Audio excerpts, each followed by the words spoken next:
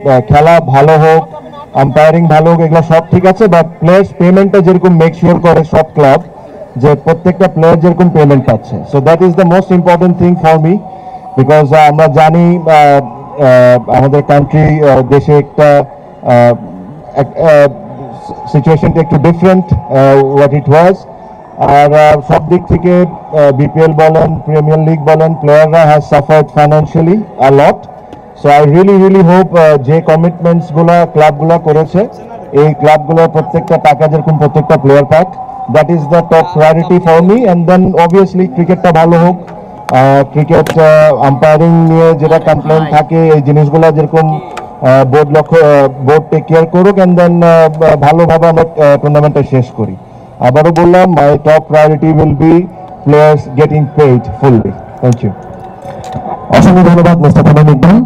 এবারে যেহেতু defending champion, সবাইকে আসসালামু আলাইকুম, আশা করি ভাই সব ভালো আছেন।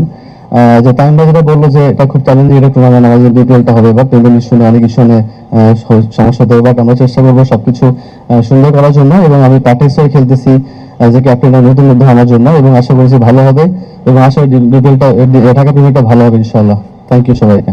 আমাদের জন্য একটু চ্যালেঞ্জিং এই বছরটা। তামিম ভাই যেহেতু মেনশন করেছে যে পেমেন্ট ইস্যুটা আসলে একটা বড় একটা ইস্যু, তো সেই কারণে আমরা অনেকজন প্লেয়ারকে ধরে রাখতে পারিনি এই বছর। বাট আমার কাছে মনে হয় যে আমাদের টিমে এক্সাইটিং কিছু প্লেয়ার আছে যাদের নিয়ে আমরা সামনের দিকে যেতে পারবো এবং ভালো একটা রেজাল্ট করতে পারবো। এবং একই সাথে এটাই সবচেয়ে বড় ইস্যু আমার কাছে মনে হয় প্রিমিয়ার ডিভিশন ক্রিকেট লিগে, যে পেমেন্ট ইস্যুটা, যেই কন্ট্রিবিউশনটা প্লেয়ারদের করেছে, যেই একটা অ্যামাউন্ট থেকে অনেক স্যাক্রিফাইস করা হয়েছে, ওই অ্যামাউন্টটা যেন সবাই মেক শিওর করে এবং সেই অ্যামাউন্টটা যেন প্লেয়াররা পায়। Thank you.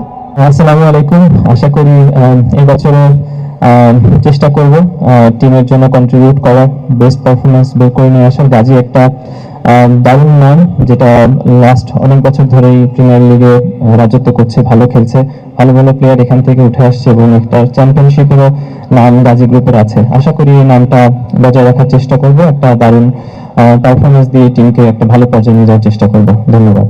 Thank you so much. আসসালামু আলাইকুম সবাইকে। This is my first time.